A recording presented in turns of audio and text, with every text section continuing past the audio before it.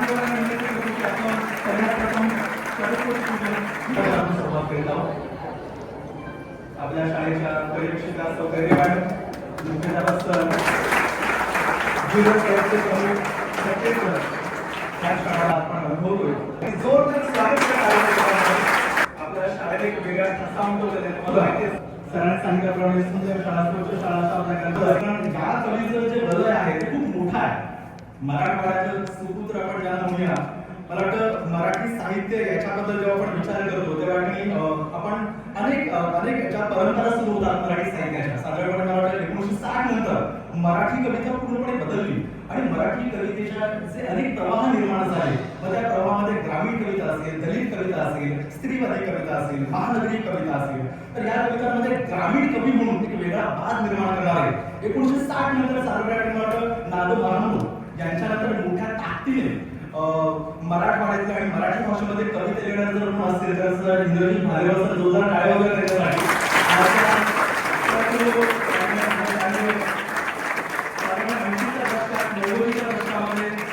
मराठी कवितेला एक वेगळं केलं जात आहे.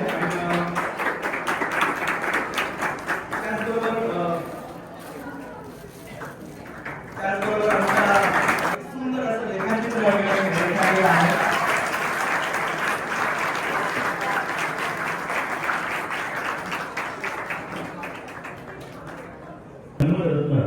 सन्माननीय इंद्रजित भालेराव सर, शाळेचे प्राचार्य श्री शास्त्र पर्यवेक्षक सौ खरे मॅडम, कॉलेज विभाग प्रमुख श्री खडके सर, देवकर सर, उपस्थित कॉलेज सर्व सहकारी बंधू आणि शाळेचे उपमुख्याध्यापक श्री हरपरे सर आणि विद्यार्थी मित्र, आज दिनांक 30 जानेवारी 2026 या नूतन वर्षाच्या या महिन्याअखेरीस आपल्या शाळेत पुन्हा एक सुवर्ण क्षण अनुभवास मिळतो. आपली संस्था, शाळा, संस्थाचालक, मुख्याध्यापक आपल्या विद्यार्थ्यांना काहीतरी वेगळं देण्याचा प्रयत्न अग्रेसर असतात, जेणेकरून भविष्यात या गोष्टींचा त्या विद्यार्थ्यांना कुठेतरी फायदा होईल आणि आपल्या शाळेचं नाव लौकिक वाढेल. असे विविध उपक्रम आपल्या शाळेमध्ये राबवले जातात. त्यातीलच आपला एक सुवर्ण उपक्रम म्हणजे आजपर्यंत आपण दैनंदिन अभ्यासक्रमामध्ये पाठ्यपुस्तकातील गणे कविता अभ्यासत आलो आहोत. त्या अभ्यासात असताना एका परिचयात आपण लेखक पाहिले, एका परिचयात आपण कवी पाहिले आणि समजून घेण्याचा प्रयत्न केले. त्यांच्या कल्पना, त्यांच्या लेखनातून काव्य साकारले गेले, ते आपल्यासमोर मांडण्याचा प्रयत्न केला गेला होता. त्याचा आशय दृष्टिकोन आपल्या इंद्रजित भालेराव सर यांचा जन्म 5 फेब्रुवारी 1962 मध्ये हिंगोली जिल्ह्यातील रिधोरा येथे झाला. परभणीच्या ज्ञानोपासन महाविद्यालयात मराठी विषयाचे प्राध्यापक म्हणून 34 वर्ष ते कार्यरत होते. त्यांचे साहित्यातील योगदान प्रगल्भ आहे. ग्रामीण जीवन आणि शेती हा त्यांच्या काव्याचा मूळ गाभा. कल्पना विलासाचा स्पर्शही त्यांच्या काव्याला कधी झाला नाही, तर त्यांच्या कविता ग्रामीण जीवनातील दुःख, संघर्ष आणि मातीशी जोडलेल्या भावनांचे चित्रण करतात. आम्ही काबाड्याचे धनी ताबो इथे आपल्या अरबी समुद्रामध्ये अथांग अरबी समुद्रामध्ये विलीन होतो आणि तिथे असणारा श्री क्षेत्र हरिहरेश्वर, तर भारतातील दक्षिण गंगा म्हणजे गोदावरी आणि दक्षिण काशी म्हणजे श्री क्षेत्र हरिहरेश्वर इथं फक्त 50 किलोमीटर आहे. आणि या गोरेगावच्या पुण्यनगरीमध्ये सगळ्यात प्रथम सर आपलं स्वागत करतो. जोरदार टाळ्या आपण सगळ्यांचं स्वागत करूया. या ठिकाणी आपल्याला सरांना ऐकायचं आहे सर, मराठी साहित्य, ग्रामीण साहित्य याच्याबद्दल तुमच्या ज्या काही कविता आहेत कित्येक वर्षापासून तुम्ही व्याख्यानं देता, मुलांशी संवाद साधता आणि या संवादांमध्ये आम्हाला तुमच्या ज्या काही कविता आहेत त्या कविता ऐकायला मिळतात. विद्यार्थ्यांशी तुम्ही एकरूप आहात, प्राध्यापक म्हणून तुम्ही काम केलं आणि अगदी पहिलीपासून ते अगदी 11वी 12वी वेगवेगळ्या पाठ्यक्रमातून अगदी तुमच्या कविता आहेत. तर तुमचं बालपण कसं होतं म्हणजे आणि या बालपणातून तुमच्या मनावर कवितेचे संस्कार कसे झाले सर, तर याच्याबद्दल थोडक्यात मला सांगा. विद्यार्थ्यांशी संवाद साधा.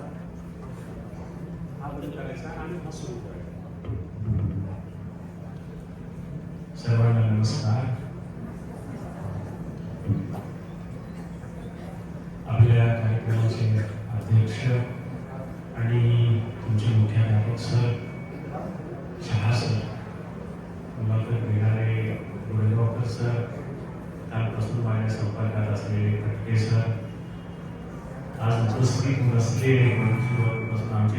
विद्यार्थी असलेले डोबळे सर आणि उपस्थित सर्व शिक्षक मंडळी आणि आपण सर्व मित्र, मुलाखत घेणाऱ्या कोरेगावकर सरांनी मी गोदावरीच्या परिसरातला आहे असं सांगितलं. गोदावरी हे नदीचं नाव आहे आणि आमच्याकडं ते मुलीचं पण खूप मोठ्या प्रमाणामध्ये नाव ठेवलं जातं.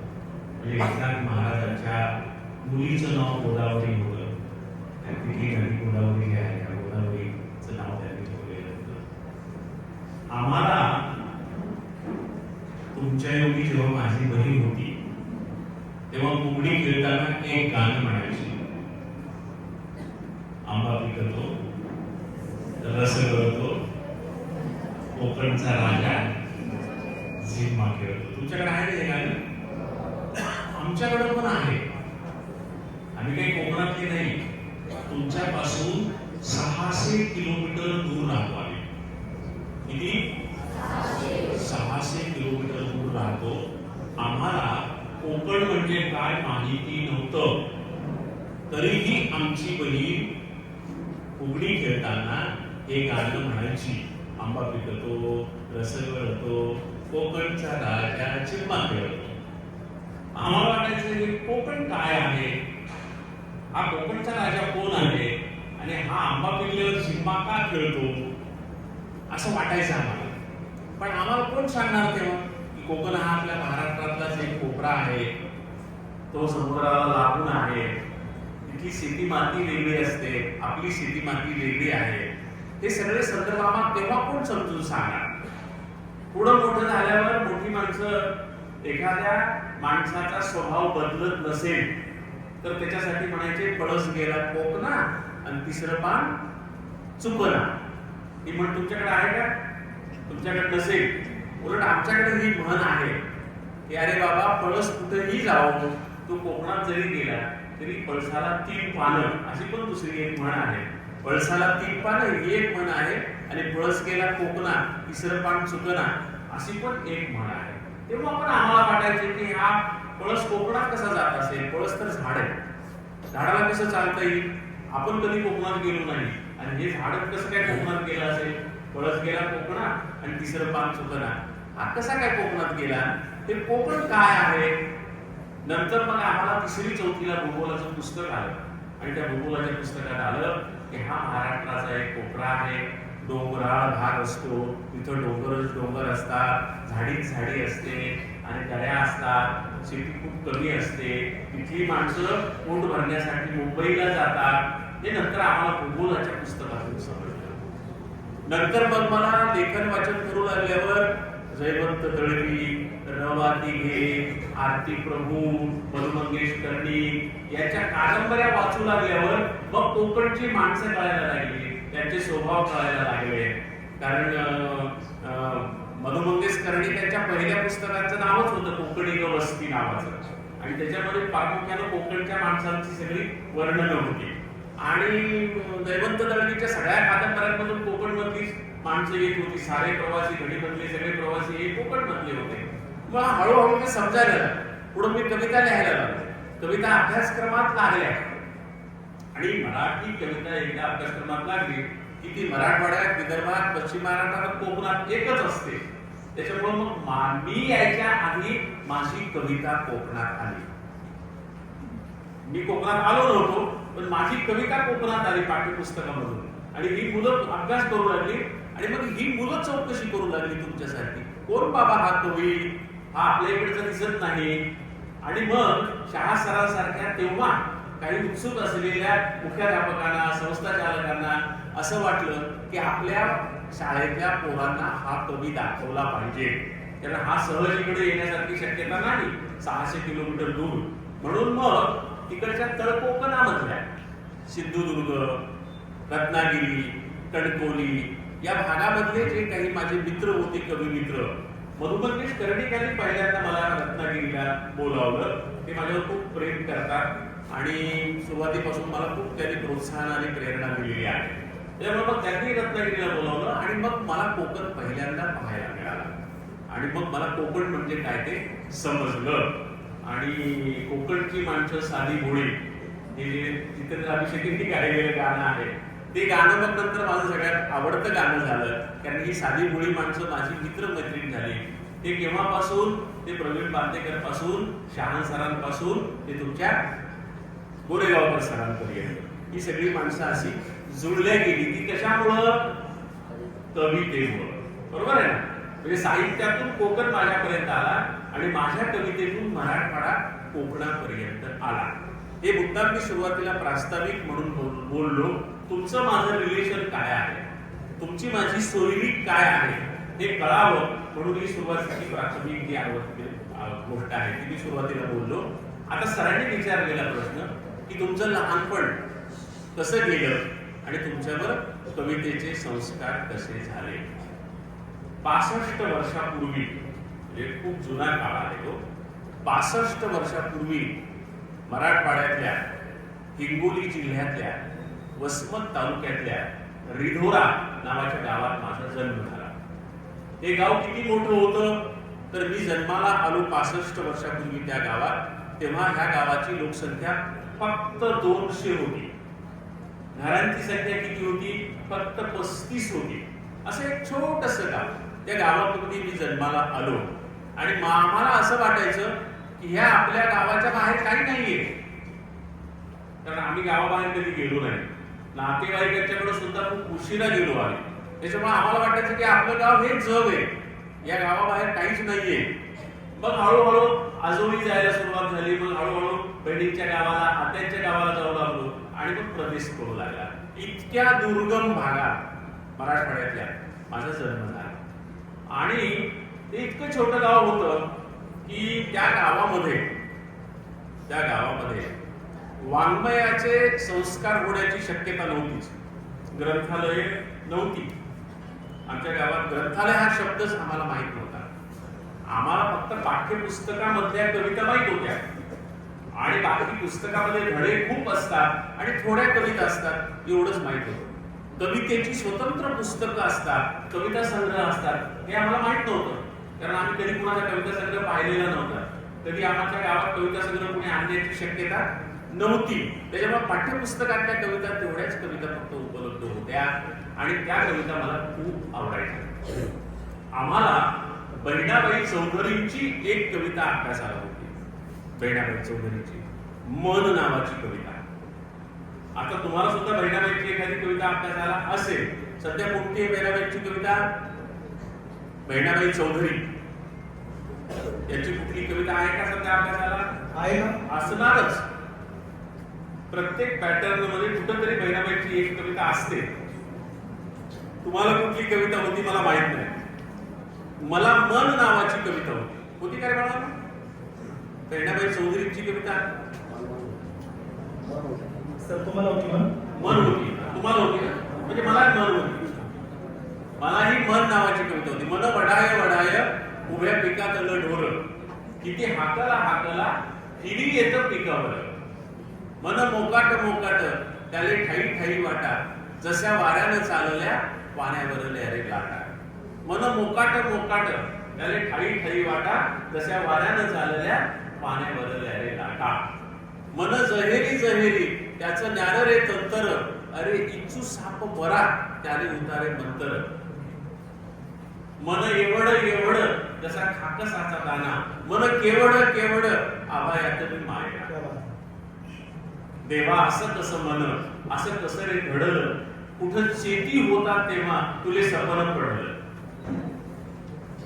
आता ही कविता मला 8वीच्या पुस्तकात अभ्यासक्रमात होती. अजून पाठ आहे. ही कविता मला एवढी आवडायची आणि मी हातवारे करू करू ती कविता म्हणायची. आता तुम्हाला इथे गोष्ट आणखी सांगितली पाहिजे.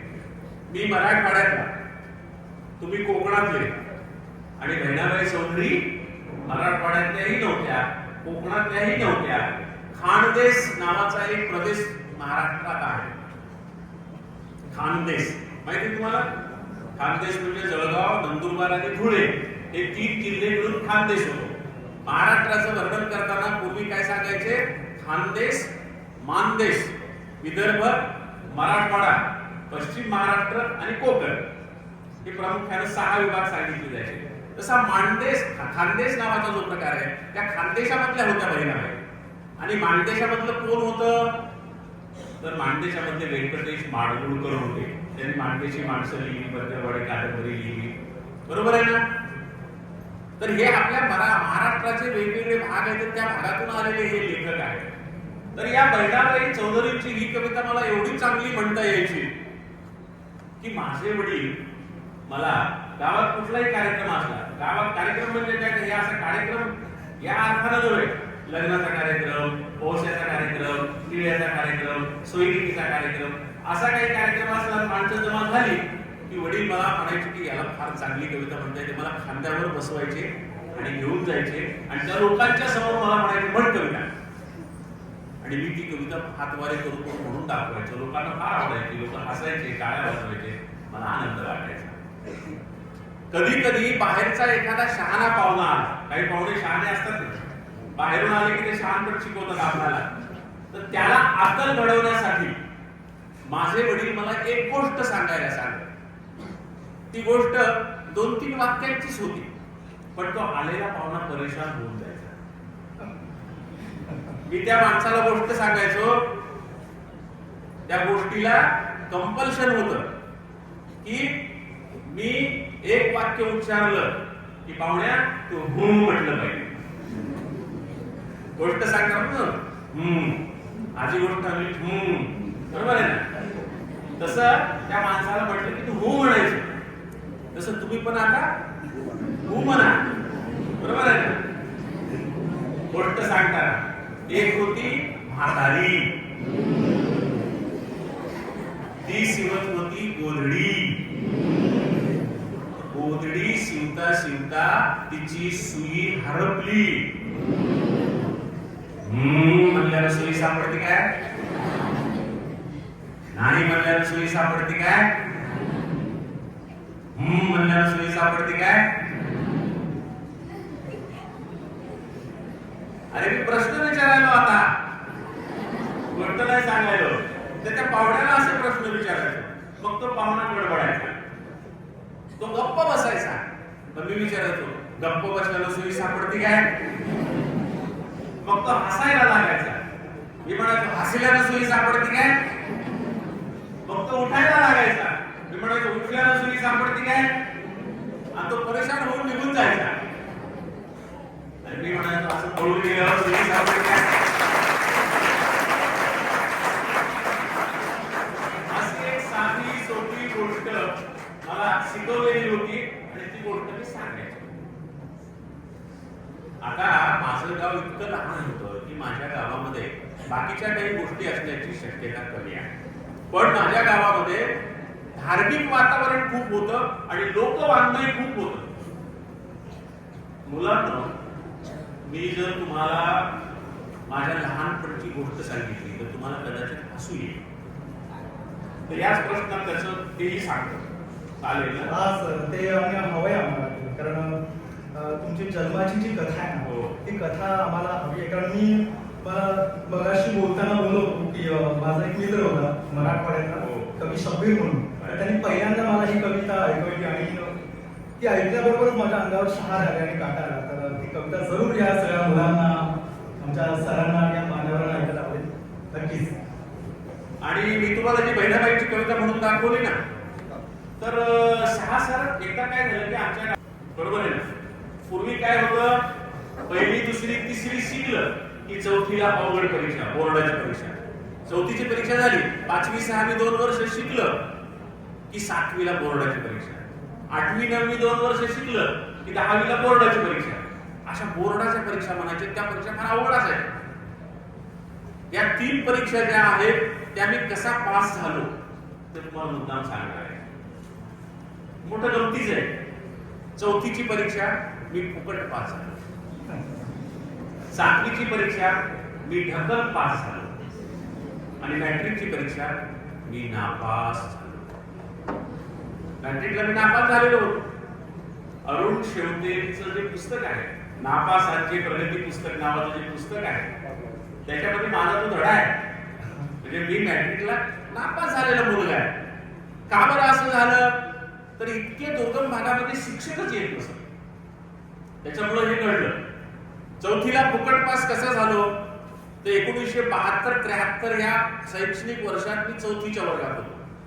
मग आम्हाला अत्यंत मवाळ स्वभावाचे पण आडनाव लोखंडे असलेले एक गुरुजी होते. तेही खानदेशातून आलेले होते. तर ते गुरुजींनी मला विचारलं, गुरुजींनी आम्हाला सांगितलं चौथीच्या वर्गात की पोरं हो, या वर्षी तुम्हाला बोर्डाची परीक्षा आहे, अवघड असते. म्हटलं सर बोर्डाची परीक्षा म्हणजे काय? ते म्हणाले या वर्षी आम्ही तुमची परीक्षा घेणार नाही. 3 वर्ष काय केलं? आम्हीच शिकवलं, आम्हीच तुमची परीक्षा घेतली. आता या वर्षी तुम्हाला दुसऱ्या गावातल्या, दुसऱ्या शाळेतल्या, दुसऱ्या गुरुजी समोर जाऊन परीक्षा द्यायची. म्हटलं बापरे, हे तर लईच अवघड आहे. तर आपण काय आता पास होऊ शकत नाही. गुरुजींना म्हटलं गुरुजी तुम्ही आमचे गुरुजी होते म्हणून पास करत होते, हे दुसऱ्याचे गुरुजी आम्हाला कशाला पास करतील, नापास करणार म्हणलं ते आम्हाला. ते म्हणले नाही नाही, अभ्यास केला की माणूस पास होतो. पण आम्हाला भीती वाटली, आम्हाला दडपण आलं, आम्हाला टेन्शन आलं. पण आमचं टेन्शन देवानं हलकं केलं चौथीला असताना. कारण 72-73 या शैक्षणिक वर्षात महाराष्ट्रात महाभयंकर दुष्काळ पडला. आणि कोरोना काळात जसं उद्धव ठाकरे मुख्यमंत्री असताना त्यांनी सांगितले की कोणत्याही पोरांच्या परीक्षा घेऊ नका, मागच्या वर्गातली पोरं पुढच्या वर्गात बसवा. तसं आमच्या वेळेस सुद्धा वसंतराव नाईक यांनी सांगितलं कोणत्याही वर्गातल्या पोरांच्या परीक्षा घेऊ नका, मागच्या वर्गातली पोरं पुढच्या वर्गात बसवा. त्याच्यामुळे परीक्षा न देता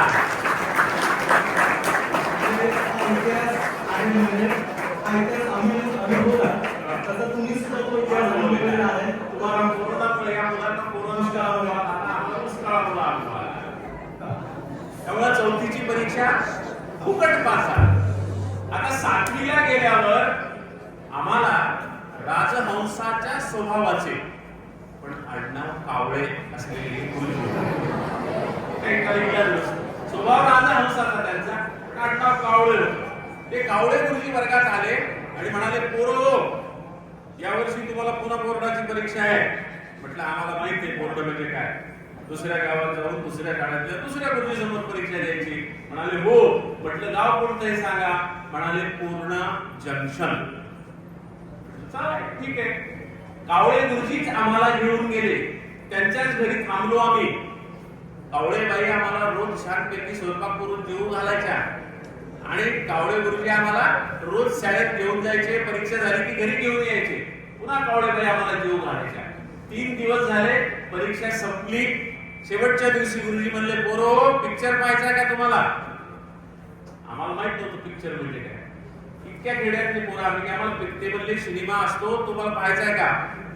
म्हटलं सर आम्हाला माहित नाही काय आहे ते आम्हाला सिनेमा पाहायला घेऊन गेले. सिनेमा पाहायला ही गोष्ट आहे 1976 ची. चित्रपट आठवतोय सर? कश्मकश नावाचा सिनेमा. कश्मकश. कश्मकश नाही का नाव सर? तो धर्मेंद्र हेमा मालिनी यांचा सिनेमा होता. पण तो काही कळालं नाही आम्हाला, काही कळालं नाही. तो पिक्चर आम्हाला ते कळेच ना. एकदम चेहरा दिसायचा, एकदम दूर काहीतरी दिसायचं, एकदम जवळ काहीतरी दिसायचं. तंत्र माहित नव्हतं. चित्रपट पहिल्यांदा पाहत होतो आम्ही आयुष्यात. फॅन खाली पहिल्यांदा बसलो होतो. त्या टॅकीमध्ये फॅन होते आणि फॅन आम्हाला माहितच नव्हते. कावळेबाईंनी शेवटचा दिवस असल्यामुळं गोड गोड शिरा खाऊ घातला होता. गुरुजींनी पिक्चर पाहायला नेलं. फॅन खाली आम्ही बसलो होतो. थंडगार हवा येऊ लागली. उन्हाळ्याचे दिवस होते. थोडा वेळ प्रयत्न केला. पिक्चर कळलं म्हणल्यावर आम्ही डोळे मिटून घेतले आणि गाढ झोपी गेलो.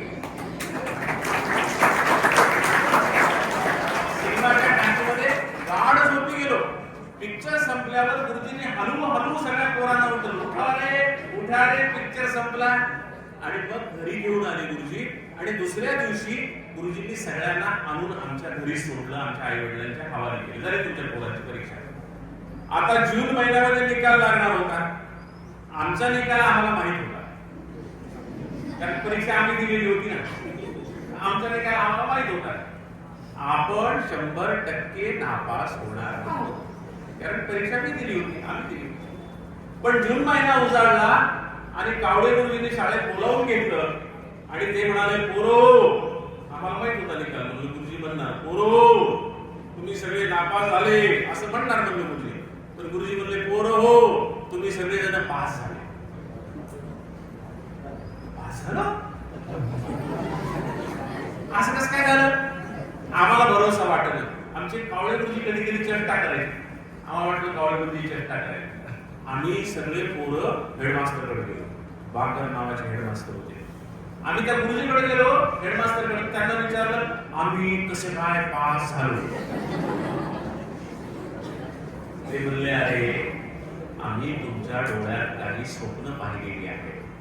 त्या स्वप्नांचे मारेकरी आम्हाला व्हायचं नाही, म्हणून तुम्ही नापासच झाले होते, पण तुम्हाला पुढच्या वर्गात ढकलण्या इतके ग्रेस मार्क आम्ही दिले. तुम्ही नापासही नाही झाले, पासही नाही झाले, तुम्ही ढकल पास झाले. तुम्हाला पुढच्या वर्गात आम्ही ढकललेला आहे.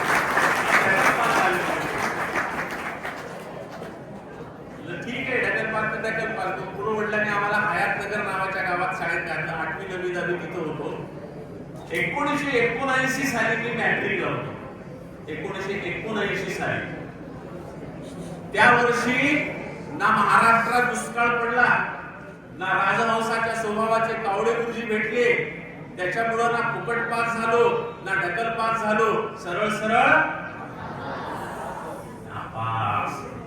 नापास झाल्यावर वडिलांनी बोलवलं आणि वडील म्हणाले, तुम्ही आता काय करणार आहात? पूर्ण नापास झाल्यावर बोलवून 2 थोबाडे खायला पाहिजे. गडड्या, नापास झालास काय करतो आता असं विचारायला पाहिजे ना. पण माझे वडील अत्यंत सुसंस्कृत होते, अत्यंत सुसंस्कृत होते. त्यांनी आयुष्यात कधीही तोंडातून अपशब्द उच्चारला नाही आणि त्यांनी कधीही आम्हाला मारण्यासाठी हाताची 5 बोटं उगारली नाही. ते अत्यंत सुसंस्कृत होते आणि ते रागावले की जास्त सुसंस्कृत व्हायचे. त्याच्यामुळे वडिलांनी जेव्हा बोलावून असं विचारलं की तुम्ही आता काय करणार आहात, म्हटलं प्रकरण लई बिघडलेलं आहे. त्यामुळे खाली मान घातली आणि म्हटलं, आपण जे सांगणार आहात तेच करणार आहोत. ते म्हणले, तुम्ही करण्यासारखं एकच काम आता शिल्लक आहे. म्हटलं, सांगा. म्हणले, पुरं राखा. आमच्या मराठवाडी भाषेत पुरं राखा हा शब्द नाही, तुम्हाला कळावा म्हणून मी वापरला. आमच्या मराठवाडी भाषेमध्ये ढोरं वळा, ढोरं वळा, पुरं राखा, ढोरं वळा. आम्हाला इतका आनंद झाला, कारण आम्ही एरवी पुरंच राखत होतो. सुट्ट्या लागल्या की गुरं राखले, रविवारी गुरं राखले, दिवाळीच्या सुट्ट्यात गुरं राखले, उन्हाळ्याच्या सुट्ट्यात गुरं राखले. लय आवडायचं गुरं राखायला.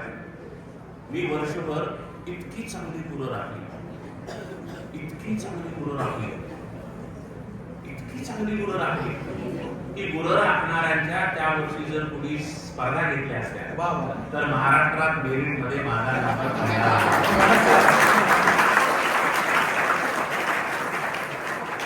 गुरं राखणाऱ्यांच्या कोणी स्पर्धा घेत नाही, पण महाराष्ट्रामध्ये आमच्या मराठवाड्यात लातूर जिल्ह्यात कर्नाटकच्या बाउंड्रीवर डबल हिप्परगा नावाचं एक गाव आहे. फटके सर त्या गावामध्ये गुराख्यांच्या स्पर्धा घेतात आणि गुराख्याला उत्कृष्ट गुराखी म्हणून पारितोषिक देतात. खरंच? हा, एका वर्षी मला त्या पारितोषिक वितरणाला बोलावलं. एकदम जोरदार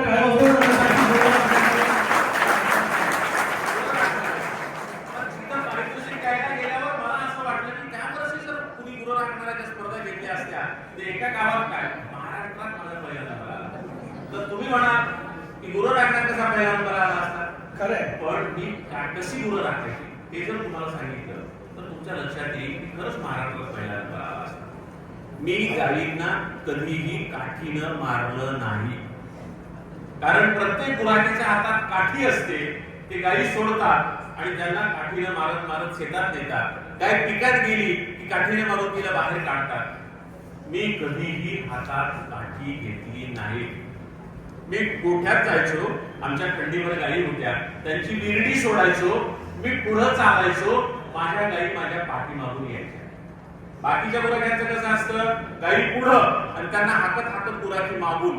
माझं उलट होतं, मी पुढं, माझ्या गाई माझ्या पाठीमागे यायच्या. गाय पिकात गेली दुसऱ्याच्या तर मी कधीही तिला काठीनं मारून बाहेर काढलं नाही. मी तिच्या गळ्याला धरायचो आणि बांधावर घेऊन यायचो. एखादी धसमुसळी गाय मला ऐकत नसेल, ती पिकात शिरे पुन्हा पुन्हा, मी तिला पिकातच पीक खाऊ देत असे. मी बांधावर येत असे आणि उंच आवाजात रडत असे. कारण काय? त्याचं कारण असं होतं की मला वाटायचं आता या शेताचा मालक येईल, माझी गाय त्याचं पीक खाते आहे हे पाहिल आणि गाईला सोडून हा माझ्या गाईला पीक का खाऊ देतो म्हणून आधी काठीनं मला मारील. त्या माराच्या भीतीनं मला रडू यायचं. मी उंच आवाजात रडायचो, मोठ्यानं रडायचो. मी रडू लागलो की माझी गाय पिकातून बाहेर यायची, माझ्याजवळ उभी राहायची, वर पाहायची, माझं वासरू का रडत आहे. तुम्ही योग्य ठिकाणी आलात. मला असं वाटतं की तुम्ही हे सगळं सांगताय मला, आम्ही सगळेजण ऐकतोय. एक डोक्यामध्ये अशी कल्पना येते माझ्या की जणू म्हणजे आपण म्हणतो की श्रीकृष्ण, बाल श्रीकृष्ण म्हणजे म्हणतो. आणि बाल श्रीकृष्ण हा सगळ्या त्या गोकुळाचा आवडता लाडका होता, भगवान श्रीकृष्ण. तर तो त्यांचा काळ, त्या काळामध्ये त्या गायी सगळ्या त्याच्यासोबत. आणि तुम्ही रडण्याचा आवाज, इकडे श्रीकृष्णाच्या बासुरीचा आवाज, तो कुठेतरी एकरूप झाला. पण तुमच्या जन्माच्या कथेमध्ये सुद्धा काही बाल श्रीकृष्ण आम्हाला कुठेतरी दिसतोय. तर त्या जन्माच्या कथेबद्दल आम्हाला थोडक्यात आणि त्या कवितेबद्दल जरा थोडस सांगायचं राहिले, हे सांगतो आणि मग ते सांगायचं. गुरं राखण्याचा आणखी एक अनुभव असा होता की मला नेहमी वाटायचं गाई गवत खातात आणि आपण भाकरी खातो, उलट का होऊ नये. गाईनं भाकर का खाऊ नये, आपण गवत का खाऊ नये. आणि आईनं मला घरून जे भाकरीचं गठुडं बांधून दिलेलं असायचं त्यातली कोरकोर भाकर मी गुरांना, वासरांना चारून टाकायचो, गाईच्या वासरांना. आणि दिवसभर गाईच्या पाठीमागं गवताचे कोवळे कोवळे थोडे निवडून मी खायचो. तुम्ही कधी गवत खाल्ले? इतकी सुंदर गवत आहेत चवीला. आपल्या सगळ्या भाज्या म्हणजे मुळात गवत होती. आपण चवदार गवत बाजूला काढून त्याच्या भाज्या केल्या. अजून कितीतरी गवत बाजूला राहिली की जी आपण भाजीमध्ये रूपांतरित केली नाही. तर ही गवत मी खाल्ली, त्याच्या चवी मी त्या काळामध्ये लिहून ठेवल्या. रानातल्या फुलांच्या सुगंधाचे गंध मी त्या काळात लिहून ठेवले होते माझ्या शाळेतल्या वहीमध्ये. तर ह्या चवी 70 पेक्षा जास्त होत्या, ज्या अजून आपण भाज्या म्हणून आणलेल्या नाहीत गवताच्या चवी. पुढे महाराष्ट्राचे उपमुख्यमंत्री आणि गृहमंत्री R.R. पाटील माझ्या कवितेवर प्रेम करायला लागले, माझ्या घरी यायला लागले, मला मुंबईला त्यांच्या चित्रकूट बंगल्यावर बोलवायला लागले अधूनमधून. आणि या एका गुराख्याला सगळ्यात चांगल्या हॉटेलमध्ये नेऊ म्हणून ते मला ताज हॉटेलमध्ये कधी कधी जेवायला न्यायचे. त्या ताज हॉटेलमध्ये आम्ही जे खायचो तिथं सुद्धा मला रानात साठलेल्या गवताच्या चवीची भाजी खायला मिळाली नाही. मला सांगा, इतकी चांगली गुरं राखल्यावर आला असता का नाही महाराष्ट्रात पहिला नंबर? पण पहिला नंबर तर सोडाच, गुराखी लावला असता तर वडिलांना त्याला पैसे द्यावे लागले असते, त्याला कपडे करावे लागले असते, त्याला जीव घालावं लागलं असतं, त्याच्या पायात फेटर द्यावी लागली असती. पैसे सोडून वडिलांनी मला हे सगळं दिलं पण पैसे नाही दिले. मी हे पैसे महाराष्ट्र शासनाकडून वसूल केले. कसे माहितीये? मी जेव्हा लेखक झालो तेव्हा पुढं वर्षभर गुरं राखली त्या अनुभवावर गाई घरा आल्या नावाचं पुस्तक लिहिलं. हे पुस्तक 1985 साली प्रकाशित झालं, 95 साली प्रकाशित झालं. आणि त्या वर्षी मराठीत प्रकाशित झालेल्या 1200 पुस्तकांपैकी सगळ्यात उत्कृष्ट पुस्तक म्हणून महाराष्ट्र शासनानं त्याला पहिलं बक्षीस दिलं. त्या आधी कधीही आणि त्यानंतर कधीही लेखकांच्या पारितोषिक वितरणाचा कार्यक्रम मंत्रालयात झाला नाही. तेव्हा एकदाच फक्त हा कार्यक्रम मंत्रालयात झाला. महाराष्ट्राचे तेव्हाचे मुख्यमंत्री मनोहर जोशी, उपमुख्यमंत्री गोपीनाथ मुंडे यांच्या उपस्थितीत हा कार्यक्रम झाला. आणि आता ज्या बक्षिसाची रक्कम 1 लाख रुपये आहे त्याची तेव्हा 15,000 रुपये होती. ते बक्षीस मला मुख्यमंत्री आणि उपमुख्यमंत्र्यांनी शाल टाकून दिली. मुलांना तुम्हाला ह्या गोष्टी ह्याच्यासाठी सांगितल्या की तुमच्यापैकी अनेक मुलं कोकणातल्या खेड्यापाड्यातली आहेत, त्यांच्यावर कधी काय परिस्थिती येईल ते सांगता येत नाही. पण तुम्हाला हे माहित असलं पाहिजे की आपल्यावर जेव्हा जी परिस्थिती येईल आणि आपल्या समोर जेव्हा जे काम येईल ते इतकं मन लावून करा, इतकं मन लावून करा की तसं दुसऱ्या कुणी केलं नसेल तर त्याचा उपयोग आपणाला आयुष्यात कधीतरी होतो.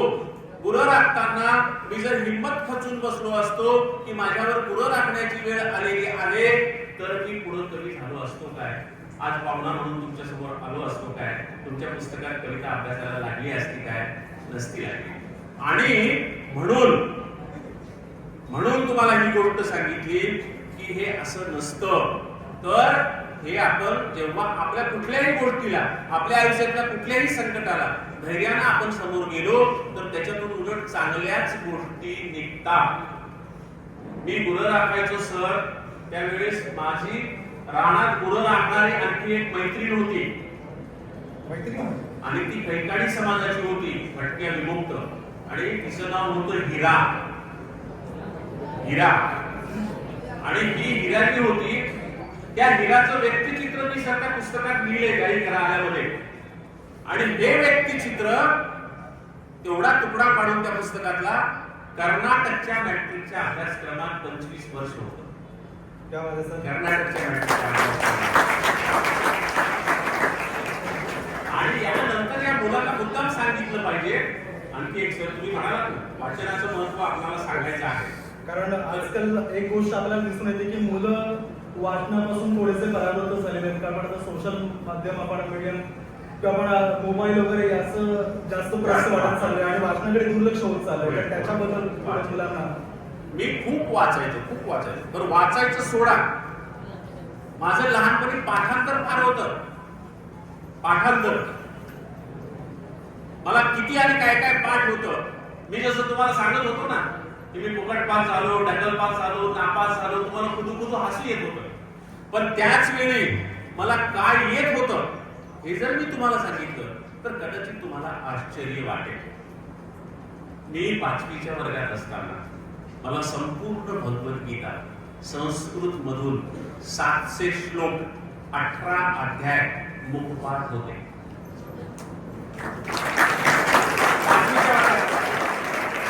धर्मक्षत्रे कुरुक्षत्रे समवेत युत्सव मामका पांडवाश्चैव किम कुर्वत संजय या पहिल्या श्लोकापासून ते यत्र योगेश्वर कृष्ण यत्र पार्थो धनुर्धर तत्र श्री विजयो भूतीर ध्रुवा नीतीर मतीर मम इथपर्यंत संपूर्ण भगवद्गीता मला पाठ होती. मी 6वीच्या वर्गात असताना तुम्ही चक्रधर स्वामी हे नाव ऐकले? चक्रधर स्वामी ज्ञानेश्वराच्या आधी महाराष्ट्रात होऊन गेलेले फार मोठे तत्वज्ञ. त्या चक्रधर स्वामींचा 1050 सूत्रांचा सूत्रपाठ आहे सर. 1050 सूत्रांचा. मी 6वीच्या वर्गात असताना ती 1050 म्हणजे 1050 सूत्र मुखपाठ केली. मला अजून ती सूत्र मुखपाठ आहे. आणि मी 7वीच्या वर्गात असताना 8वीच्या वर्गात असताना 7वीच्या 8वीच्या बहिणाबाई चौधरीच्या तुम्हाला सांगितलेल्या सगळ्या कविता पाठ केलेल्या होत्या. 9वीच्या वर्गात असताना 1ली पासून 9वी पर्यंतच्या आणि मॅट्रिकच्याही कविता मी 9वीला असतानाच पाठ करून टाकल्या होत्या. त्या सगळ्या कविता मला अजून पाठ आहेत. कुठलीही कविता सांगा मी तुम्हाला म्हणून दाखवू शकतो. आणि मला जात्यावरच्या ओव्या आता ते जाते नाही राहिलं, ओवी नाही राहिली, पण माझ्या लहानपणी जातं होतं.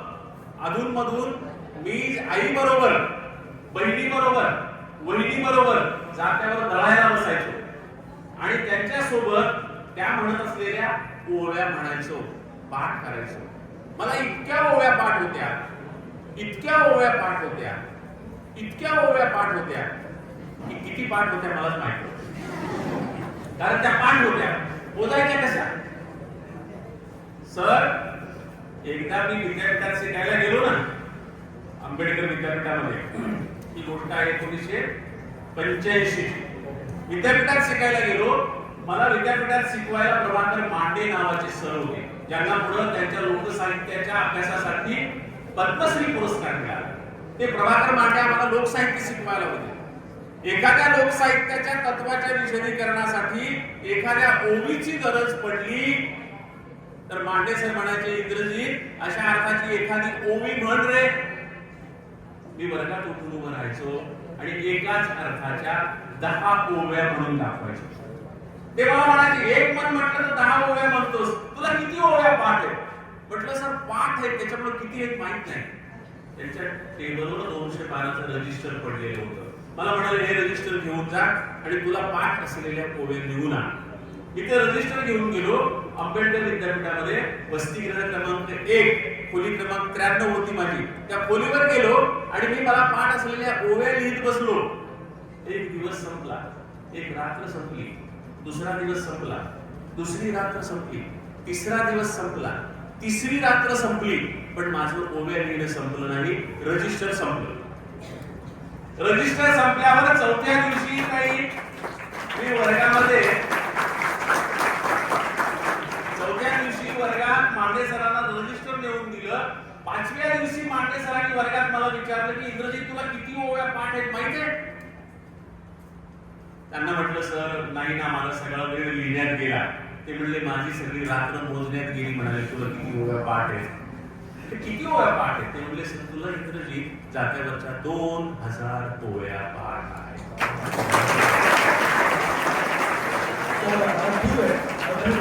मी काय म्हटलं सर की तुमचं रजिस्टर संपलं म्हणून मी थांबलो, मला आणखी ओव्या पाठ आहेत, दुसरं रजिस्टर द्या. ज्या मुलाला जात्यावरच्या 2000 ओव्या पाठ होत्या, ज्या मुलाला संपूर्ण भगवद्गीता पाठ होती, ज्या मुलाला संपूर्ण सूत्रपाठ पाठ होता, ज्या मुलाला संपूर्ण बहिणाबाई पाठ होती, ज्या मुलाला पहिलीपासून मॅट्रिक पर्यंतच्या कविता पाठ होत्या, तो मुलगा फुकट पास, ढकल पास आणि नापास होत होता. का? तर मी नेहमी म्हणतो तो मुलगा फुकट पास, ढकल पास, नापास होत नव्हता. इथली शिक्षण व्यवस्था फुकट पास, ढकल पास आणि नापास होत होती. त्यांनी इथल्या शिक्षण व्यवस्थेला कळत नव्हतं या मुलाला काय विचारावं आणि या मुलाला कळत नव्हतं शिक्षण व्यवस्थेने विचारलेल्या प्रश्नाला काय उत्तर द्यायचं.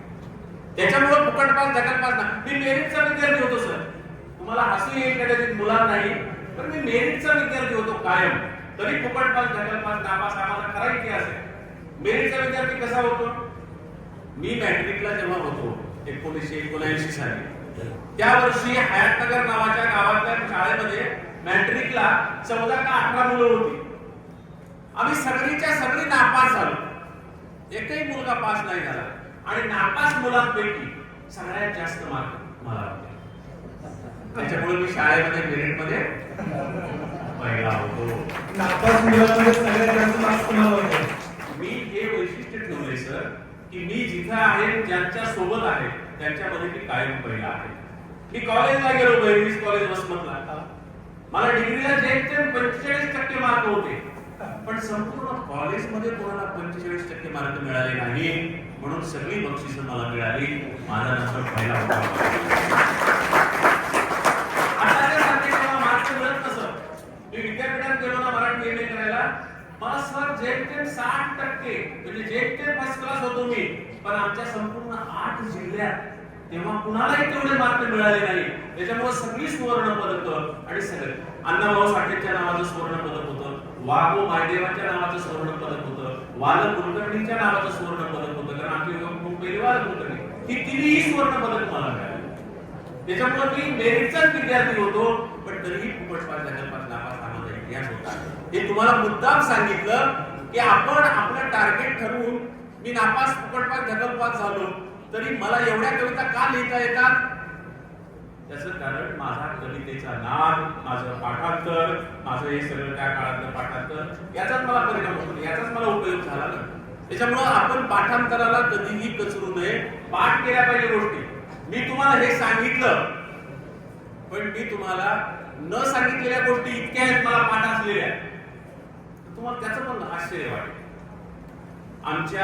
तुमच्या एवढा असताना त्या काळात निघालेल्या सगळ्या पिक्चरची गाणी मला खूप पाठवली. एवढंच नाही, काय कुठला होता तो साधारण? तो साधारण काळ म्हणजे मॅट्रिक नंतर पिक्चर पाहायला आम्ही सुरुवात केली. त्याच्या आधी तर सांगितलं ना, 7वी पर्यंत पिक्चरच पाहिला नव्हता, पहिला टेस्ट पाहिला. पण त्याच्यानंतर तेव्हा काय असायचे की जुने सगळे सिनेमे टाकीमध्ये लागायचे.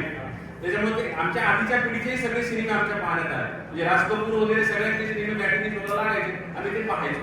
नवे जुने सगळे पिक्चर पाहायचो आणि मग त्याची गाणी पाठ म्हणायचो. आमच्या काळात दादा कोंडकेची गाणी जास्त मराठी पिक्चर, दादा कोंडकेची गाणी. आणि दादा कोंडकेच्या गाण्यांवरती माझं सदर सुरू आहे सध्या दिव्य मराठी वृत्तपत्रामध्ये. त्याच्यामध्ये दादा कोंडकेच्या गाण्यावर मी लेख लिहिलेले आहे, कारण मला ती गाणी फार आवडायची, ती गाणी पाठ असायची. किती चांगली गाणी होती दादा कोंडकेची. म्हणजे असं नाही की फक्त धार्मिकच मला सगळा नाद होता, पिक्चरची गाणी पण मी पाठ, भगवद्गीता पाठ करायचो, दादा कोंडकेची गाणी पण पाठ करायचो. म्हणजे एकूण आम्हाला दिसतं की बहुआयामी व्यक्तित्व या ठिकाणी निर्माण झालं. मराठवाड्यासारख्या ग्रामीण भागामध्ये जी परिस्थिती तुम्हाला आली, ज्या परिस्थितीतून या ठिकाणी उभे राहिला, तर इथे आपल्याला एक गोष्ट सरांकडे नक्कीच शिकण्यासारखी आहे की आज इतके मोठे नामांकित कवी म्हणून आज आपल्या इथे आहेत, पण जी प्राप्त परिस्थिती होती त्या प्राप्त परिस्थितीवर या ठिकाणी जी गोष्ट त्यांना शिकायला मिळाली त्यातून ते पुढे पुढे होत गेले.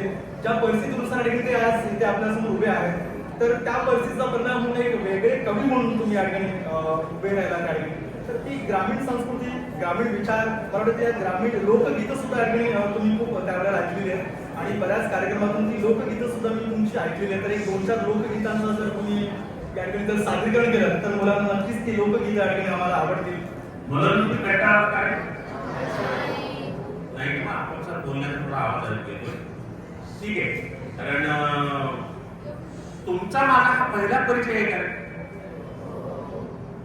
नक्की याआधी आपण कधीच भेटलो नाही. आठवा 5वी मध्ये बघा तुम्ही नाही, 5वी मध्ये यांना नसेल, तुम्ही 3रीत होता तेव्हा तुम्हाला एक कविता होती. 3री माझी एक गाय होती,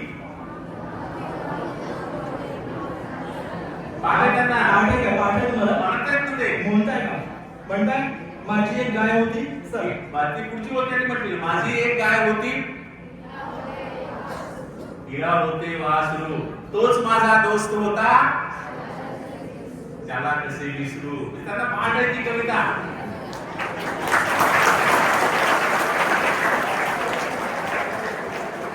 याचा अर्थ तुम्ही 3रीत असताना मी तुम्हाला पहिल्यांदा भेटलेलो आहे कवितेच्या रूपात, बरोबर आहे ना? आणि मला आनंद वाटला की कोकणातल्या मुलांना 3रीला शिकलेली कविता, म्हणजे 8-9 वर्षापूर्वीची त्यांची कविता, आता 12वीच्या मुलांना 9 वर्षापूर्वीची होती, पण तुम्हाला ती कविता अजून पाठ आहे, म्हणजे माझी कविता तुम्हाला आवडते, बरोबर आहे? तर मी आता आपण कविता म्हटलीच नाही, आपण बोलतोच आहोत, त्याच्यामुळे मुलांना कविता जरा सगळ्यांना ऐकायची चालेल. तुम्हाला ही जशी दोस्त नावाची कविता होती ना, त्याच्या आधी 5वीच्या पुस्तकात 21 वर्ष माझी बाप नावाची कविता होती. तुम्ही शिकवली ना? त्याच्याबद्दल सर मला बोलायचं आहे की मराठी साहित्यामध्ये आपण आणि हे जे सर आहेत ना माझी मुलाखत घ्यायला, हे जेव्हा 9वीच्या वर्गात होते तेव्हा मला माझी कविता त्यांना पण अभ्यास आला होती, माझ्या गावचं पाणी नावाची. आणि रविवार नावाची सुद्धा एक कविता सर आम्हाला होती तुमची. मला 11वीला असताना रविवार नावाची एक कविता होती. रविवार नावाची कविता होती. मॅट्रिकला रविवार नावाची कविता होती, 11वीला सोयरीक नावाची कविता होती, 9वीला माझ्या गावचं पाणी नावाची कविता होती, 5वीला बाप नावाची कविता होती आणि 3रीला सध्या दोस्त नावाची कविता आहे. म्हणजे अधूनमधून कविता अभ्यासक्रमाला मला फक्त एकच गोष्ट या ठिकाणी सांगायची आहे की मराठी साहित्यामध्ये बऱ्याच वेळेला आईबद्दल लिखाण करणारं आपण वाचलेलं असेल, म्हणजे अगदी माधव जुलियन पासून अगदी प्रमोद शिंदेपासून अगदी सगळ्या आईबद्दल अगदी भरभरून लिहिलंय. पण मराठी साहित्यामध्ये पहिल्यांदा बाबाबद्दल जर कोणी लिखाण केलं असेल काव्य स्वरूपामध्ये तर ते इंद्रजित भालेराव सर आहेत. जोरदार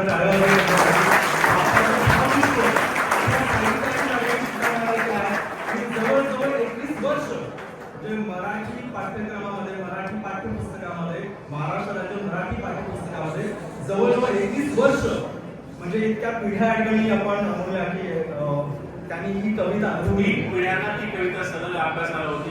21 वर्ष तर या कवितेबद्दल आणि या कवितेचा त्या प्रवास कवितेच्या खूप गमती जमती किस्से आणि वेगवेगळ्या चाली सुद्धा आहेत त्याच्या कवितेच्या एकदम भयंकर भयंकर चाली असतात.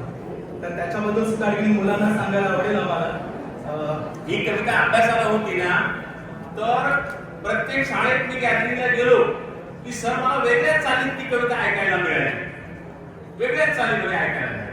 आमच्या गावामध्ये एक शाळा होती. आता कवितेच्या ओळी काय माहिती काय, शेतामध्ये माझी कोप, तिला बोराटीची झाप, तिथं राबतो कष्ट तो माझा शेतकरी बाप. ती होती का तुम्हाला अभ्यासाला? होती ना? हो होती म्हणत, ती पण होती त्यांना अभ्यासाला 5वीला असताना.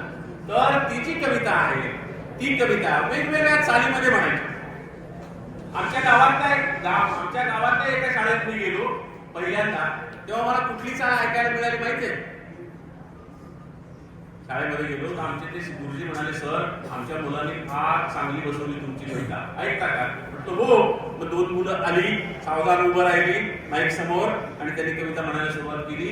शेतामध्ये माझी कोप, तिला बोराटीची झाप, तिथं राबतो कंटाळतो माझा शेतकरी बाप.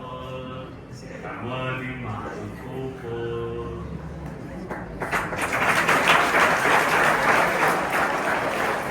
आमच्या त्या गुरुजींनी ज्यांनी कविता म्हणायला लावली त्यांनी विचारलं, सर आवडली का? म्हटलं माझीच कविता आहे ना सर, ना आवडायला काय झालं? ते म्हणले कविता आवडली का विचारलं नाही. म्हटलं मग? ते म्हणले चाल आवडली का? चाल. म्हटलं आवडली. म्हणले ओळखली का? म्हणलं ओळखली का म्हणजे काय? नाही म्हणले चाल ओळखली का? म्हणजे मला वाटलं त्या कुठल्या रागावर आधारित आहे ते विचारतात. म्हटलं सर मला संगीतातलं शास्त्रीय संगीताचं ज्ञान तेवढं नाही, ऐकतो मी पण मला ते कळत नाही कोणत्या राग. म्हणले राग बी नाही विचारलं. म्हटलं मग? म्हणले की एका पिक्चरच्या गाण्याच्या चालीवर म्हटलेली आहे. पिक्चरच्या गाण्यात म्हटले हो. म्हटलं कुठली चाल? तर तेव्हा तो शाहरुखचा पहिला पिक्चर आला होता गाजलेला, डोली सजा के रखना दुल्हन बिठा के रखना लेने तुझे वो गोरी शेतामध्ये माझी कोप.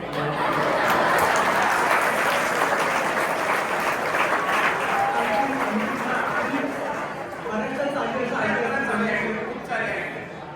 मग मी म्हणलं मग ठीक आहे, आता त्या पोरांना म्हणलं पोरो, माझ्या कवितेची डोली तुमच्या खांद्यावर आहे. आता डोली 2 ठिकाणी देतात, लग्नाच्या मांडवात नाही तर स्मशानात. ही डोली लग्नाच्या मांडवात द्यायची माझ्या कवितेच्याच मजा ती तुमच्या हातामध्ये आहे म्हणलं. आता त्यानंतर आमच्याच गावामध्ये एक शाळा आहे, इंदिरा गांधी उर्दू हायस्कूल.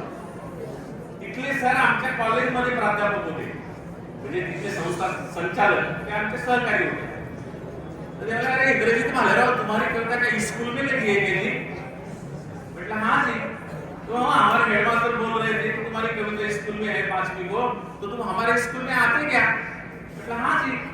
आणि मग त्यांच्यासोबत त्यांच्या स्कूलमध्ये गेल्याच्या नंतर तिथले सर म्हणाले, सर आमच्या पोरांनी सुद्धा ही कविता फार चांगली बसवलेली आहे, ऐकता का? म्हटलं बोला, तुम्हाला ती सवय झाली, सांगा. त्यांनी कुठली चाल म्हटली माहिती? शेतामध्ये माझी खोप, तिला बोराटीची झाप.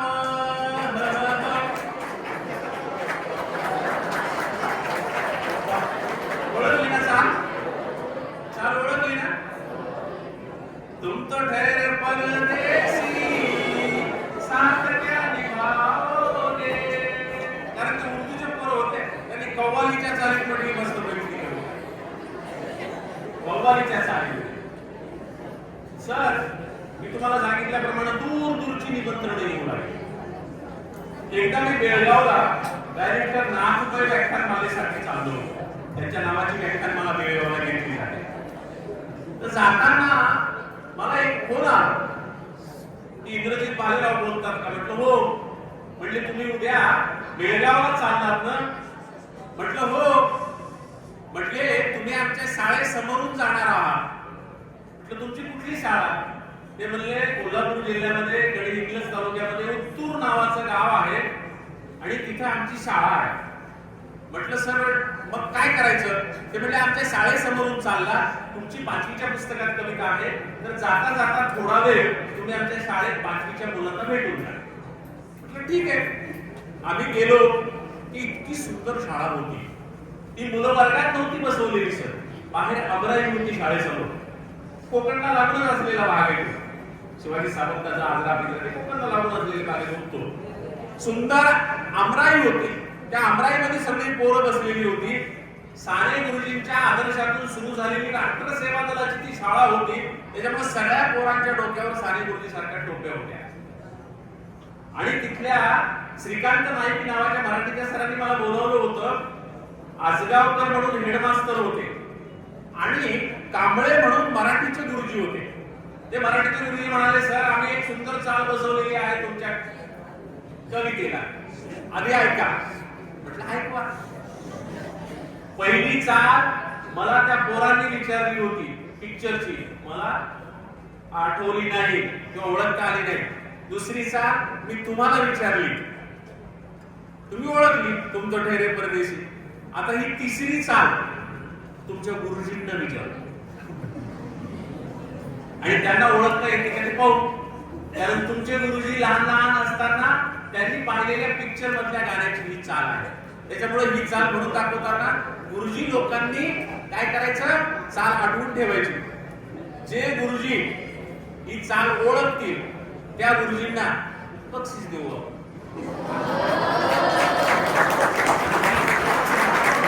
आणि ज्या गुरुजींनी ही चाल ओळखली ते गुरुजी पास आणि बाकीचे गुरुजी चालेल ना. सुंदर चाल होती, सुंदर चाल होती, इतकी सुंदर चाल होती, मला इतकी आवडली ती चाल. ऐका. शेतामध्ये माझी खोप, तिला बोराटीची झाप, तिथं लाभतो पटतो माझा शेत. तुम्हाला ओळखायला नाही सांगितलं, तुम्हाला नाही ओळखायला सांगितलं. आणि ओळखली तरी मुलींना सांगू नका. आणि चाल आहे का पूर्ण आणि शिक्षकांनी ओळखायचे. शिक्षकांनी ओळखायचे. खोप तिला बोराटीची झाप, तिथं लाभतो पटतो माझा शेतकरी बाप, तिथं लाभतो पटतो माझा शेतकरी बाप. शेतामध्ये माझी खोप. एक मिनिट शाळा नाही का.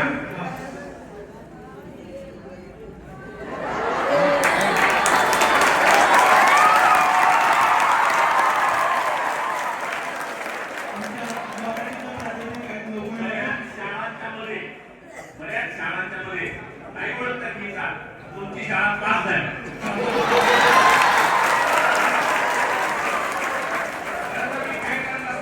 आता शेवटची एक चाल सांगतो तुम्हाला. शेवटची चाल 1993 साली 33 वर्षापूर्वी साताऱ्याला एक साहित्य संमेलन झालं होतं. त्या साहित्य संमेलनाच्या वेळेस माझी कविता जन्म नावाची गाजली.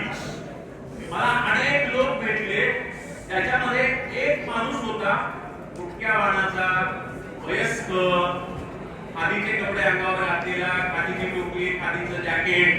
ते मला भेटले आणि ते म्हणाले की इंद्रजित भालेराव तुमची कविता पाठ्यपुस्तकात आहे का हो. म्हटलं हो.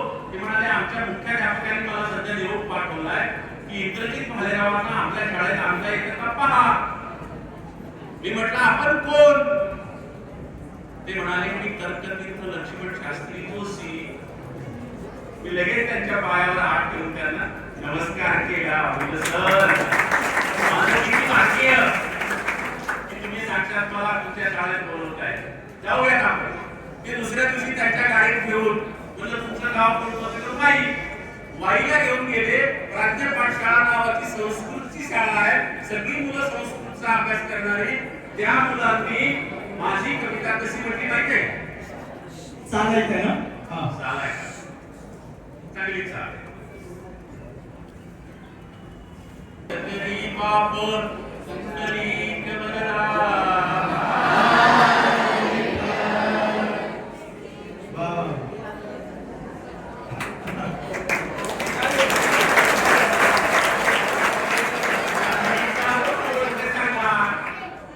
ही चाल कोण ओळखते सांगा? अलंकापुरी पुण्यभूमी हा? पवित्र कसं आहे त्याला? अलंकापुरी पुण्यभूमी हा? अलंकापुरी पुण्यभूमी पवित्र तेथे नांदतो ज्ञान राजा असे पात्र. तो श्लोक आहे, पण ही जी कविता आहे ना, ही भगवद्गीतेच्या श्लोकाच्या वाचनावर म्हटलेली आहे. त्या आईची जात्यावरची ओवी होती. त्या ओवीच्या बंधात मी ही कविता लिहिली आणि मराठीतला तो पहिला बंध आहे, काव्य प्रकार आहे जात्यावरची ओवी. त्याच्यावरून ज्ञानेश्वरांनी क्रांती ओवी निर्माण केली. तर या ओवीच्या बंधात इतर कुठलीही चाल का लागते? कारण तो मराठीतला आदिम चाल आहे, आदिम बंध आहे. कुठल्याही भाषेमध्ये तसाच संथ आणि लवचिक बंध निर्माण होतो. त्याला कुठलीही चाल लावता येते, म्हणजे कितीही लांबवता येते, कितीही आखूड करता येते, म्हणून कुठलीही चाल नसते. मग मला मी ह्या चारच चाली का सांगितल्या सर? त्याचं कारण आहे. म्हणजे मी शेकडो चाली ऐकल्या, पण चारच चाली सांगितल्या. त्याचं कारण तुम्हाला सांगतो. त्याचं कारण आहे, या चार चाली या जगातल्या चार प्रमुख धर्माच्या धर्मग्रंथाच्या पठणाच्या चाली आहेत. पहिली चाल ही डिस्को इंग्लिश म्युझिकची, दुसरी चाल मुस्लिम सुफी कव्वालीची, तिसरी चाल भारतीय शास्त्रीय संगीतातली, चौथी चाल वेद पठणाची. या चार चाली मुद्दाम सांगितल्या, मुद्दाम या चार चाल सांगितल्या. आणि मग मला पोर विचारतात, सर तुम्ही कुठली चाल आहे? मला तेच म्हणायचं आहे की याची जी खरी खुरी चाल जी आहे ना सर, त्याचं सादरीकरण करावं तुम्ही. पण त्याच्या अगोदर मी तुम्हाला एक छोटासा किस्सा याच्याबद्दल सांगतो. मी आणि कुठेतरी पाहिले वाचले तर तुम्ही कुठेतरी सांगितले गेले कित्येक पिढ्या 21 वर्ष ही कविता आणि मराठी आपल्या पाठ्यपुस्तकामध्ये आहे. आणि एक प्रसंग तुम्ही सांगितलं आहे की कार्यक्रमाच्या निमित्ताने कुठल्या तरी इथं राबवतो कष्ट तो माझा शेतकरी बाप. शेतामध्ये माझी पोपटीला पोराटीची छाप. इथं राबवतो कष्ट तो माझा शेतकरी बाप. लेको पिकावर कांद्या खातो मिरची भाकर. काळी ऊसाची पाचट जगायला साखर. लेको पिकावर कांद्या खातो मिरची भाकर. काळी ऊसाची पाचट जगायला साखर. काटा त्याच्याच कपाळी त्यानं काय केलं पाप. काटा त्याच्याच कपाळी त्यानं काय केलं पाप. सीतामाती माझी पोपटीला पोराटीची छाप. तिथं राबतो कष्ट तो माझा शेतकरी बाप. माझा बाप शेतकरी उभ्या जगाचा पोशिंदा. माझा बाप शेतकरी उभ्या जगाचा पोशिंदा. त्याच्या पाळी गेला रात्रीच काम होणार. कष्ट सारे त्याच्या हाती दुसऱ्याच्या हाती माप. कष्ट सारे त्याच्या हाती दुसऱ्याच्या हाती माप. शेतामध्ये माझी पोपटीला पोराटीची छाप. तिथं राबतो कष्ट तो माझा शेतकरी बाप. बाप पोटी तो लाकड माय पेटविते तुला. बाप पोटी तो लाकड माय पेटविते तुला. घामा मागल्या पिठाची काय चव सांगू तुला. आम्ही कष्टाचंच खातो जग करी हापा. आम्ही कष्टाचंच खातो जग करी हापा.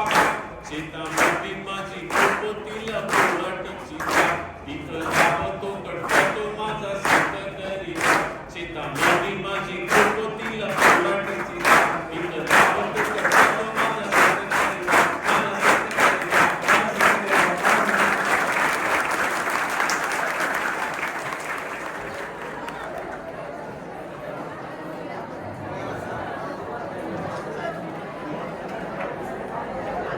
तुमचे शिक्षक आल्यापासून कौतुक करत आहेत. आमचे पोरं लय हुशार.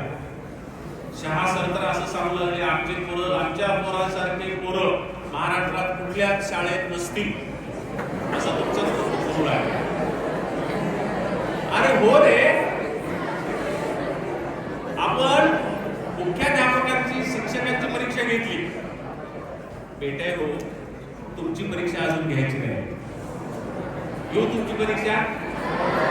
शिक्षकांना पास नापास करताना लय हसू येऊ लागले. आता मी तुमची परीक्षा घेणार आहे, पण त्या परीक्षेमध्ये जी उत्तरं येणार आहेत, जे मार्क मिळणार आहेत, ते तुम्हाला मिळणार नाही. ते मार्क तुमचं कौतुक करणाऱ्या मुख्याध्यापकांना तुमच्या शाळेला मिळणार आहे. म्हणजे तुम्ही दिलेल्या उत्तरामध्ये पास असं उत्तर आलं तर ती शाळा पास होणार आहे, तुम्ही नाही. चालेल. पहिला प्रश्न, शिवाजी महाराजांच्या वडिलांचं नाव काय होतं? कोणत्या आवाजात सांगणार मग? काय कळलं? तर आणखी मोठ्या आवाजात सांगा बरं. विचारावं. शिवाजी महाराजांच्या वडिलांचं नाव काय?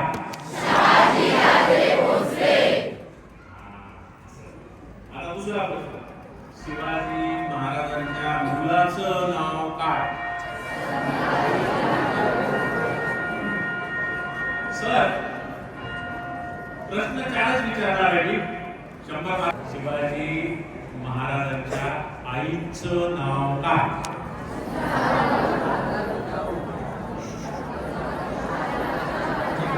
हळू आवाजात पुन्हा एकदा विचारतो, मग सांगा नाव. शिवाजी महाराजांच्या आईचं नाव काय? राजमाता जिजाऊ. चला, 75% मार्क मिळाले तुम्हाला. मेरिटच्या जवळ गेली. आता शेवटचा प्रश्न. तिन्ही प्रश्न सोपे होते. शेवटचा प्रश्न, जिजामाता जेव्हा तुमच्या एवढ्या होत्या तेव्हा काय करत होते? रायगड जवळ आहे, पाचरा जवळ आहे, तेव्हा तुम्हाला एक प्रश्न विचारले की काय करत. तुम्ही सर बसा. तर जेव्हा लहान होत्या तेव्हा त्यांचे भाऊ जेव्हा युद्धाची तयारी करायचे आणि सराव करायचे, त्या तयारीमध्ये आणि त्या सरावामध्ये जिजाऊ सहभागी व्हायच्या, म्हणजे युद्ध कौशल्य शिकायच्या. बरोबर आहे. हा प्रश्न तुम्हाला याच्यासाठी विचारला की जिजाऊंच्या बालपणावरची एक कविता मी तुम्हाला मुद्दाम म्हणून दाखवणार आहे. ऐकायची तुम्हाला? जिजाऊ शिकते थोड्या वेळाती काळा बाजूला तरी सांगतात. चालेल? तयारी तुम्ही खूप तयारी पाकिस्तानाला हात करून बसलेला तयार. हातावरून हात नाही फिरवला असं मागे सांगतात. करायची सुरुवात. सीख बाबा सीख, लढायला सीख, उडक्याच्या पोरात लढायला सीख. सीख बाबा सीख, लढायला सीख, उडक्याच्या पोरात लढायला सीख. लाजरेपणा बुजरेपणा बाळगत नाही, लाजरेपणा बुजरेपणा बाळगत नाही. घेऊ नको फाशी बाबा, खाऊ नको इकडं आता लढायला सीख.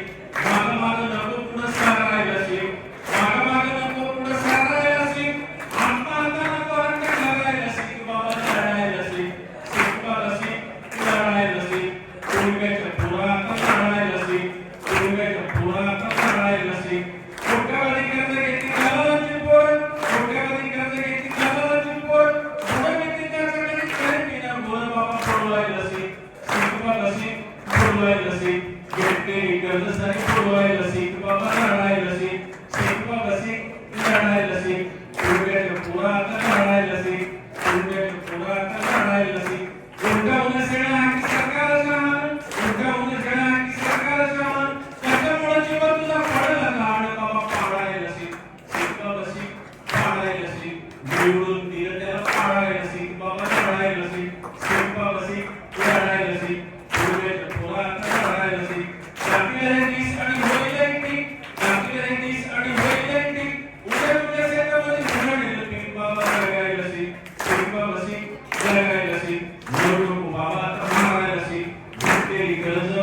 लसी निवडून दिलं तर पाहायला लसी शिकवा लसी लढायला लसी क्रिकेट खेळा करायला लसी क्रिकेट खेळा करायला लसी.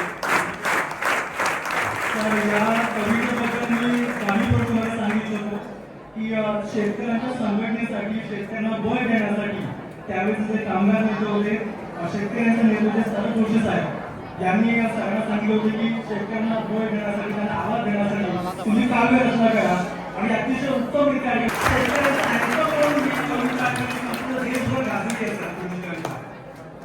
पोरांना काही प्रश्न विचारायचे असतील आणि विचारायचे नसतील पुन्हा विचारा.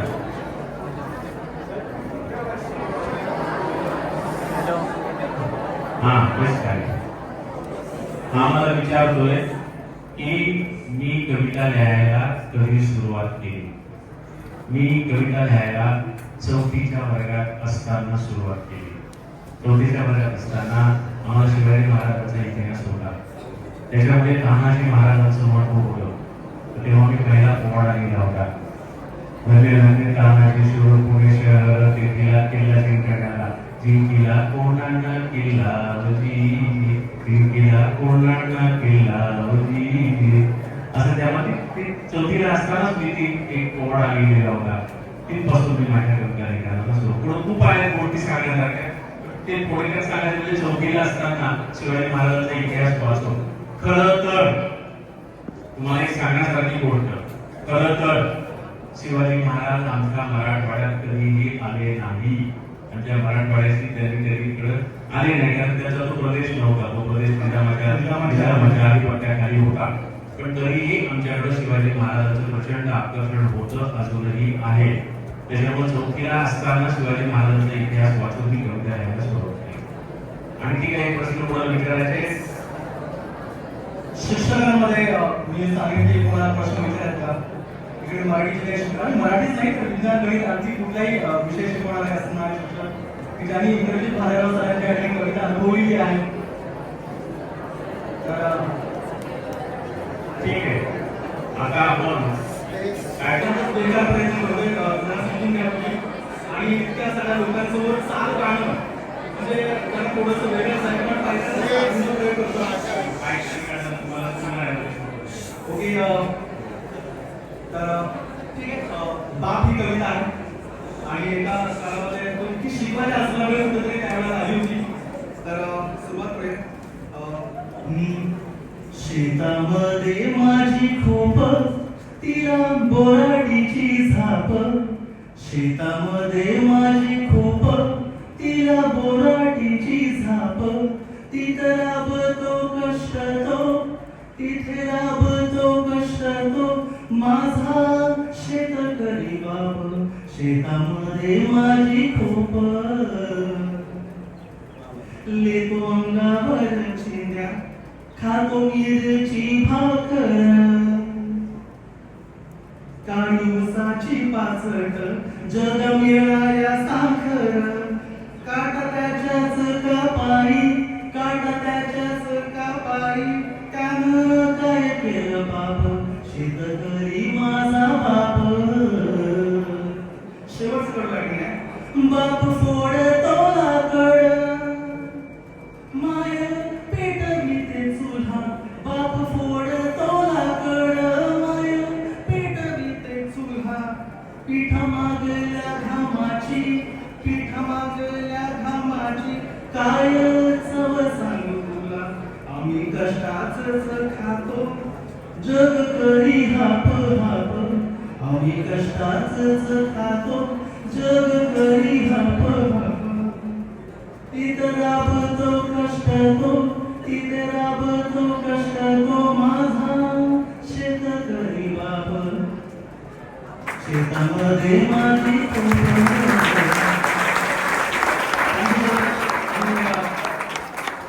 विनंती करतो की या कार्यक्रमाचा आभार व्यक्त करण्यात यावा. नमस्कार. त्याचा कुळवित रस्ता माझ्या प्रसिद्ध कविवर्य श्री इंद्राजी भालेराव सर हे आज आपल्या इथे उपस्थित राहिले आणि अजून एक मोठं महत्व सांगायचे. सर जेव्हा आम्ही कविता शिकवतो ना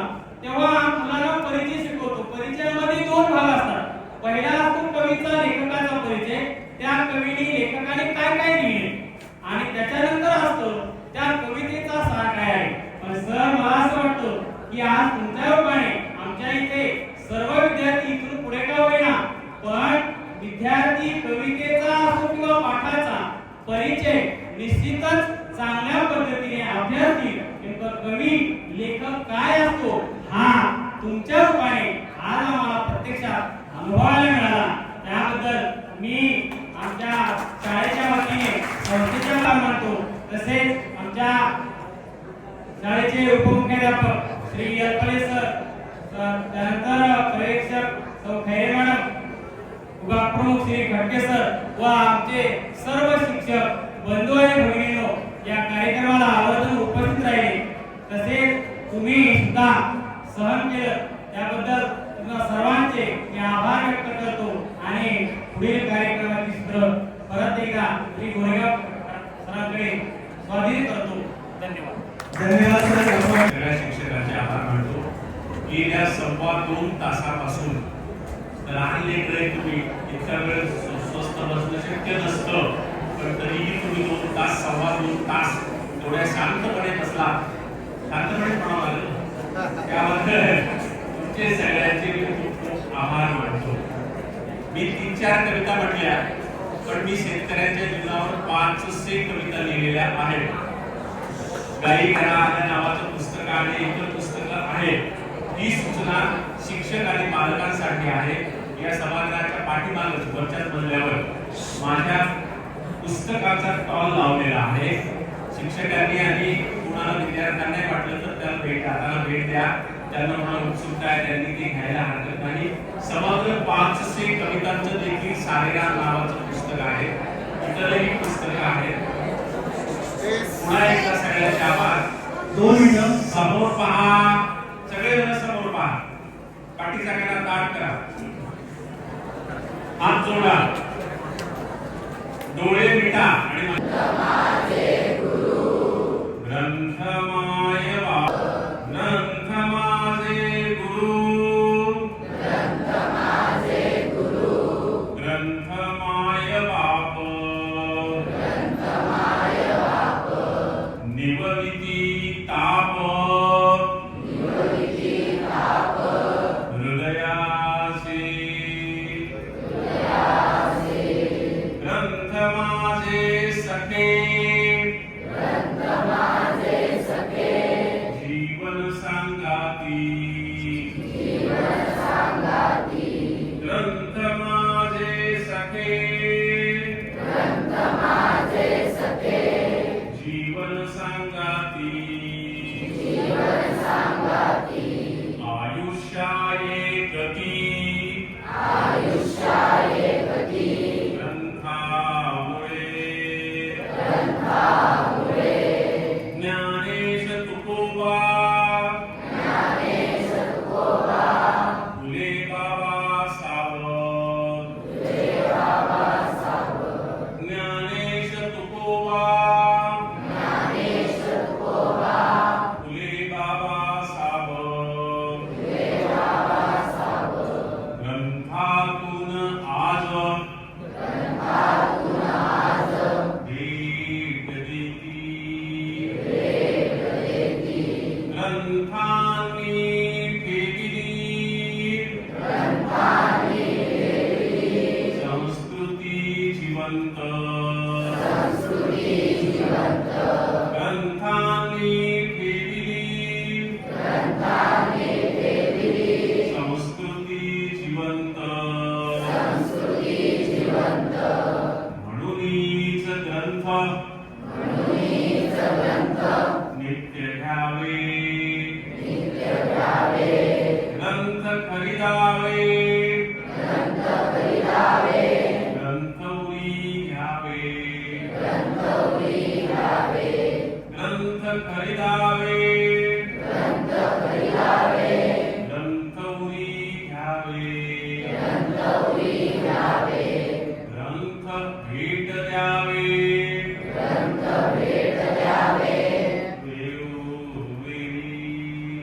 वेळोवेळी घरात असा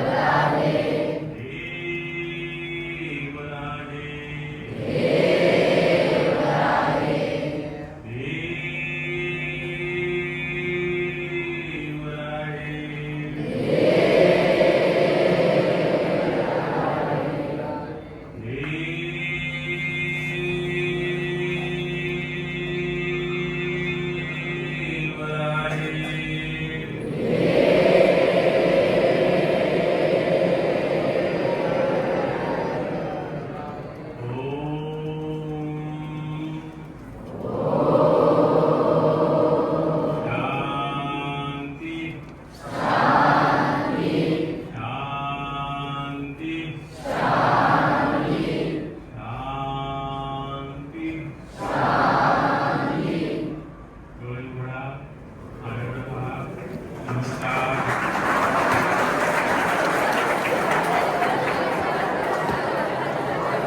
त्या ठिकाणी खूप सुंदर अशा